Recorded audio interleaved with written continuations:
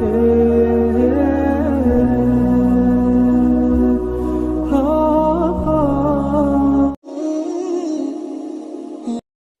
সিরাত চ্যানেলের দর্শক মণ্ডলী, আজকে আমরা 10টি ছোট আমল নিয়ে আলোচনা করব, যা কিয়ামতের দিন আপনার নেকির পাল্লাকে অনেক ভারী করে দিবে ইনশাআল্লাহ। দর্শক, প্রথম আমলটি হচ্ছে মান ক্বালা লা ইলাহা ইল্লাল্লাহু দাখালাল জান্নাহ। অর্থাৎ যে ব্যক্তি দিল থেকে কালেমা আদায় করলো, লা ইলাহা ইল্লাল্লাহু মুহাম্মাদুর রাসূলুল্লাহ সাল্লাল্লাহু আলাইহি ওয়াসাল্লাম, সেই ব্যক্তি অবশ্যই জান্নাতে প্রবেশ করবে ইনশাআল্লাহ।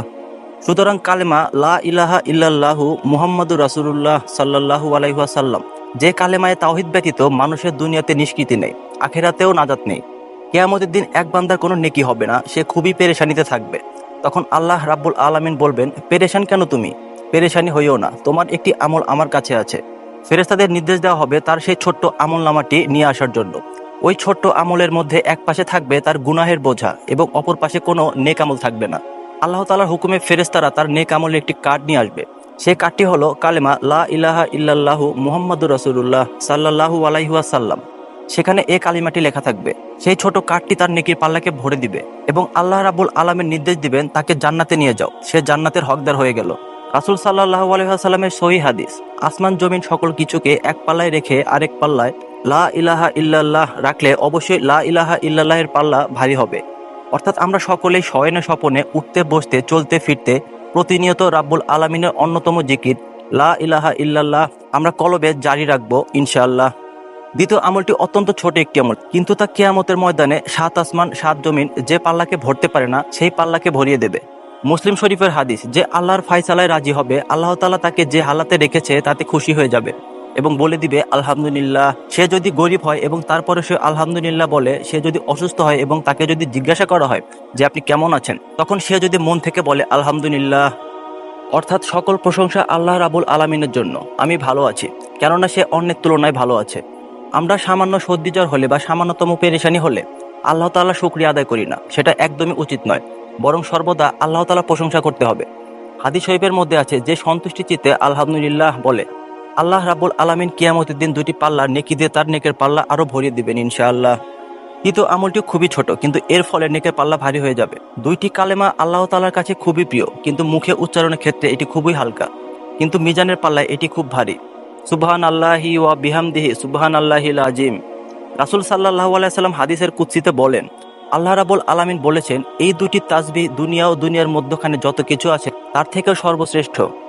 খুব বেশি বেশি এই জিকিরটি করতে থাকুন, তা আপনার নেকির পাল্লাকে ভারী করে দিবে।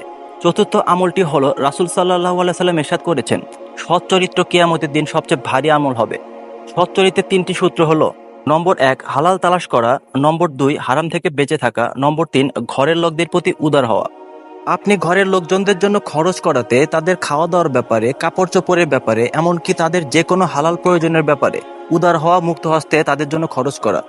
এই 3টি সূত্র মেনে চললে আপনি সৎ চরিত্রবান ব্যক্তি হিসেবে গণ্য হবেন এবং এই আমলটি আপনার মিজানের পাল্লাকে ভরিয়ে দিবে ইনশাআল্লাহ। কিন্তু মনে রাখতে হবে, পরিবারের লোকজনদের জন্য খরচ করা যায়, কিন্তু সেই উপার্জনটি হালাল হতে হবে।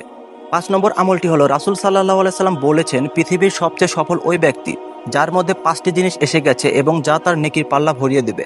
নম্বর 1 লা ইলাহা ইল্লাল্লাহ, নম্বর 2 সুবহানাল্লাহ, নম্বর 3 আলহামদুলিল্লাহ, নম্বর 4 আল্লাহু আকবার, নম্বর 5 যার নেককার সন্তান মৃত্যুবরণ করেছে আর সে তাতে ধৈর্য ধারণ করেছে।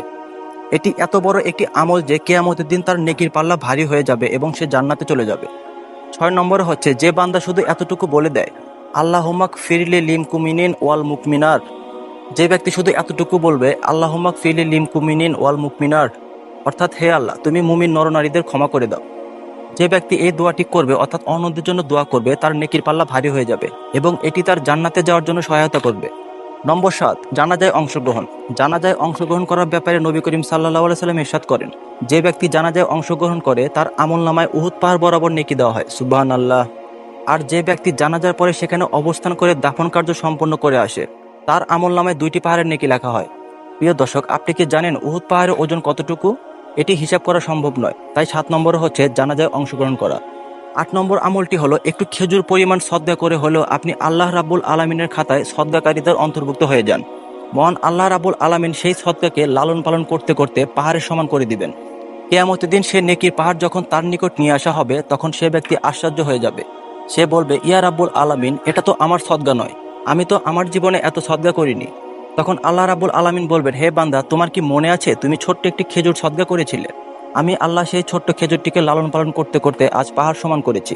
সুতরাং আল্লাহর রাস্তায় কেউ যদি একটু খেজুর দান করে থাকে, সেটি আপনার নেকির পাল্লাকে পাহাড় সমান করে দিবে ইনশাআল্লাহ। 9 নম্বর হচ্ছে, রাসূল সাল্লাল্লাহু আলাইহি সাল্লাম বয়ান করেছেন, যদি তোমাদের কারো প্রতি রাগ আসে সেটা হয় দুটি কারণে। নম্বর 1 নিজের কারণে, এবং নম্বর 2 আল্লাহ তাআলার জন্য। আজকাল আমাদের নিজের জন্য রাগ বেশি আসে, কিন্তু আল্লাহ তাআলার জন্য রাগ আসে না। যখন আপনার সন্তান একটি কাপ ভেঙে ফেলবে, তখন আপনি তার উপর রাগ করবেন, বকাঝকা করেন। আপনার সন্তান যদি স্কুলে না যায়, ভালোভাবে পড়াশোনা না করে, তাহলে আপনি তার সাথে রাগারাগি করেন। কিন্তু আপনার সন্তান যদি নামাজ আদায় না করে, তাহলে আপনার এতটুকু রাগ আসে না।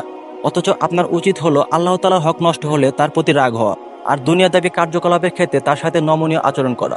এটি রাসূল সাল্লাল্লাহু আলাইহি সাল্লামের সুন্নত। এবং আপনি যদি আল্লাহর জন্য রাগ হন আর দুনিয়াদাবী কার্যকলাপে নমনীয় থাকেন, তাহলে আপনার আখিরাতের নেকির পাল্লা ভরে যাবে। 10 নম্বর আমলটি হলো রাসূল সাল্লাল্লাহু আলাইহি সাল্লামের দিন ধর্মকে প্রচার করা, যা কিয়ামতের দিন নেকির পাল্লাকে ভারী করে দিবে। প্রিয় দর্শক, এসব আমল নিজে করুন এবং অন্যরা যেন করতে পারে, তাই বন্ধুদের সাথে এই ভিডিওটি শেয়ার করার অনুরোধ করছি। প্রিয় দর্শক, এই 10টি আমল আপনি মৃত্যুর আগ পর্যন্ত ধরে রাখুন, ইনশাআল্লাহ কিয়ামতের দিন আপনার নেকির পাল্লা আল্লাহ রাব্বুল আলামিন ভারী করে দিবেন, এবং আপনি পুলসিরাতের পুল পার হয়েই সহজেই জান্নাতে প্রবেশ করতে পারবেন ইনশাআল্লাহ। আল্লাহ রাব্বুল আলামিন আমাদের সকলের উপরোক্ত 10টি আমল করা তৌফিক দান করুন।